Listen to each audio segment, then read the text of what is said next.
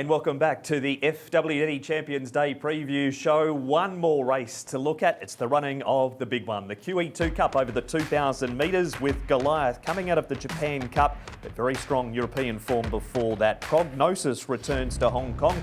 Fellow Japanese runner is Testira, and one of the Hori runners, Damien Lane, with the ride on him. El Vencedor for New Zealand's drawn beautifully in barrier number 1.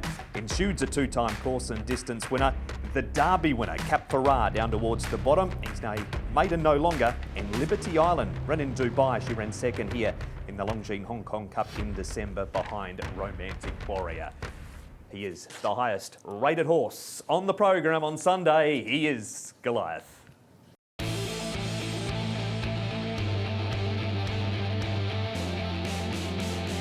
Goliath has kicked away here, and Christophe Soumillon is looking at the crowd. He's looking behind them. There are no dangers, and Goliath, a very ready winner of the King George. S'amuse chez Goliath avec Goliath qui est en deuxième position, et Marquisa qui est troisième.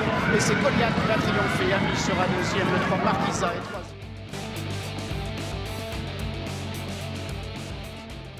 Yes, we're very much looking forward. For me, it's my first time in Hong Kong, and I'm very, very impressed by everything that I've seen until now. And yeah, regarding the race on Sunday, we're just very looking forward to running here, running against very strong competition. And yeah, may the best horse win. Indeed, and this a very special horse for you and your family, of course, a pedigree that goes back generations, and he really has put himself on the map as one of the leading middle distance horses in Europe and potentially the world. Yeah, for us as a family, it just shows that we're not doing everything wrong, which is nice.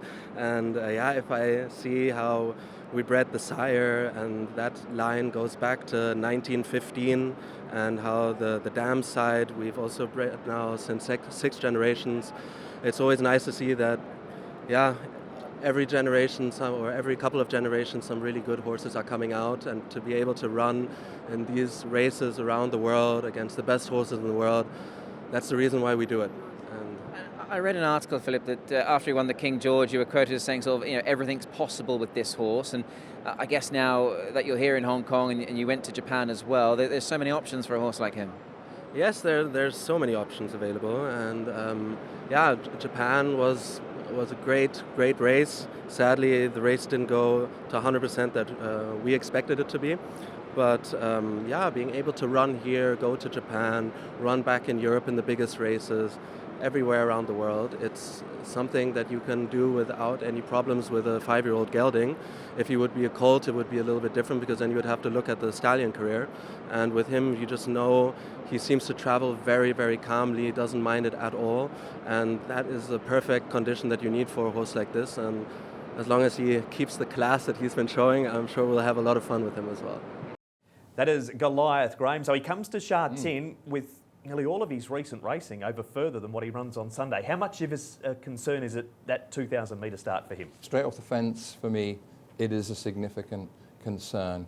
The clock is our friend here. If we look back at that King George performance, Nick, he beat out a long list of 12.5 second furlongs, and his closer to win the King George from Blue Stocking, from Rebels Romance, was 25.4. He was asked a different question in the Japan Cup. He came home in 21.9, and he couldn't rise to that challenge. Straightforward question, is he quick enough for this race? I don't think so, not for this race. I don't think he's a slow horse, because you can't win a King George in that time by being a slow horse, but it was the perfect setup. He had the perfect trip in a race. Two Coolmore pacemakers. Correct, yeah. 2 Coolmore pacemakers.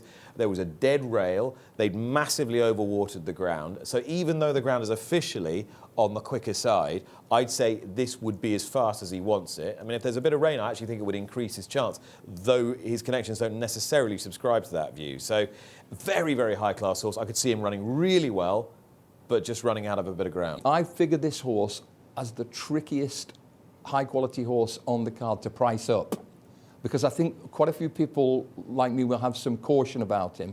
On the face of it, the King George form makes him very short price favourite. Yeah. But I suspect he'll go off more like I think he'll be bigger than 2-1 myself. That's a guess, but I think he will be. Yeah, it's going to be an interesting race, and we can talk about some of the opposition now. Nick, Prognosis has been here. He was enormous 12 months ago. He starts a bad, and he's still yet to win a Group 1. Yeah, there is something of the night about him. There's no doubt about that. He's a monkey. in many respects, and he doesn't help his rider. But, you know, look at this. Jay McDonald. Yeah. Jay McDonald, first time. He received a... I hate laying into jockeys from different jurisdictions. You're about to do so, ones aren't we're you? familiar with, because people think, well, you'd never say that about Ryan Moore or McDonald or whatever. But I'm not sure Yuki Kawada was at his very best in this race last year. And it was tricky for him because he missed the break badly, but he made a wild move down the back to get him into the race. And he only just failed against one of the toughest horses we've ever seen in Hong Kong. But the year before, he missed the break, he got caught in a dawdle and came home a little late. His recent form is a little too sketchy for me. This isn't going to be a dawdle, though, is it? Do you reckon? I'm not sure. I don't think so. I'm not sure. You think it could be? I do keep one thing in mind. Romantic Warrior Marcus won this race the last 3 years. The last time Romantic Warrior wasn't on deck in this race, Japan went 1, 2, 3, 4. Yep. Love's Only You, farewell with a win. So I like prognosis. I think this could be his day. Talking about Love's Only You, Liberty Island, can the girls do it again? Well, she's very talented. I mean, bear in mind that when she was second in the Japan Cup, she was only beaten by Equinox, who's one of the best horses I've seen, the best horses any of us have seen. And she ran a fine race, and she was clear of a really representative field, like 3rd, 4th, 5th, 6th, 7th, I think, are all really good Group or Grade 1 winners since. So on that sort of form, and the form she showed when second here, you'd say yes, but there's a few... Excuses mounting up. Yeah, there's a few average ones. It's been a while since she's won a race. She's 0 from 5 since she sealed the Japanese fillies Triple Crown, and there have been excuses. I expected more in the Dubai Turf. She didn't hit the line anything like as hard, but I have to judge her on her best recent form, which came here in December when she came home strongly to chase home Romantic Warrior. And if she's the same filly again on Sunday, then she's going to go very close. That's the boys' thoughts on the Japanese from the Green Channel, which is the racing channel in Japan. Nahiro Goda's in town, and Nick spoke to the Japan racing expert. All of the 3 Japanese trained horses in the QE2 are very good horses, but I like Tastiera the best.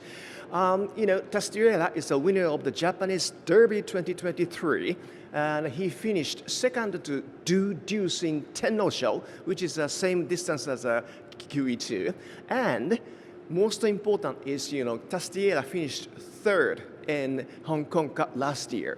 Last year's Hong Kong Cup, you know, apart from Romantic Warrior, 2nd finisher, 4th finisher, 5th finisher, 6th finisher, all of them are come far behind. But Tastiera tracked leaders from 2nd position. That was a very, very tough race for Tastiera, but still he managed to finish in 3rd. I think, you know, he is now top condition. I think he has very, very good chance to win the QE2 on Sunday. We head from Japan down to New Zealand now. Graham Vencedor, they would have been thrilled drawing Barrier 1. Yeah, he's a big unit, and he has thrived in the last 6 months. He's won 3 Group 1s in a very short space of time. He is uncomplicated, so he'll be right on the engine from an early stage, and I hope he runs an absolute screamer, but I'm not quite sure he's cut from the right quality cloth to beat the very best of this lot.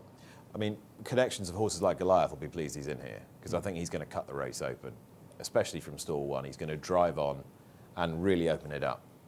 And he might have Tastiera not too far behind him, but when you've got horses like Goliath and Caliph in the race, horses who probably want a bit further than this, you know, you'd think that they would be sitting reasonably handy as well. I'm not sure it's going to be run at a crawl, but I think this horse adds a lot to it. Zach Purton adds the local knowledge for El Vencedor, I think, which means the winner, the victor in Spanish. And again, the romance angle is there for his Kiwi connections who are here and lapping up every second of this experience. Can you see any of the Hong Kong horses, Cap Ferrat, Derby winner, Ruby Lot or Straight Aaron, troubling the international horses? Straight Aaron would have a squeak of hitting the frame. Yes, he was really good last time. He got a perfect run through up the inside. 4th or 3rd is achievable. Cap Ferrat, I really don't know what to make of this horse, because when he first came to Hong Kong, I thought, yes, this is a pretty serious prospect. But his Derby win was his first ever win, and it came at the 17th time of asking. So if you were beaten 16 times, then won a Hong Kong Derby and a QE2 Cup bang bang, that would be a very unusual profile, wouldn't it? And could not have got a better run in the Derby that he got. It was a perfect trip for him. So I would put in a tiny word at a big price for Ruby Lot, who's a rugged horse with plenty of experience. And because I'm seduced by the angle of David v Goliath, David Hayes v Goliath. So keep an eye on Ruby Lot. But I think it's going to be Japan for me here, and I'm torn between the filly Liberty Island and the colt who was just behind her here in December, Tastiera. All right, you can have a couple of seconds to ponder which one it's going to be. Nick, your selections for the 3. Okay, so no prizes for originality. Car Ying Rising, my selection in the Chairman's Sprint. I think Danon McKinley could pick up some pieces and get involved for minor honours, perhaps at the expense of Helios Express. In the mile, I think we are united with Galaxy Patch. Again, I think they're going to have to go very hard, but I think they will, and that'll suit him. With Zach Purton running for the second time. And it's a bit of a jockey angle for me with McDonald first time on prognosis in the FWD QE2. So they're my 3. Graham? Kai Ying Rising to crown himself the world's best sprinter and to complete a flawless 8-race season, maybe with Satono Rev to chase him home. Voyage Bubble, Mr. Brightside, tremendous, but we're looking for a price here, and Galaxy Patch has that quality if it all clicks. So keep an eye on him. And in the QE2 Cup, I'd love it if Goliath ran really well, but I think he has a new question to answer. So it's Liberty Island, Tastiera, short head in favour of the filly. Great to have you back in town, boys. Enjoy Sunday. Thank you. Thanks so much, Mark. The diary for Sunday. This is when it all happens. Trackside live from 12:15. The Chairman's Sprint Prize, the first of the Group 1s at 2:50 local. FWD Champions Mile at 4 o'clock is race 7. And race number 8 is the FWD QE2 at 4:40 Hong Kong time. Races on the website live. There'll be a race-by-race preview. Everything you need is on the website, hkjc.com. That has been the FWD Champions Day special. We'll see you right here at Sha Tin on Sunday.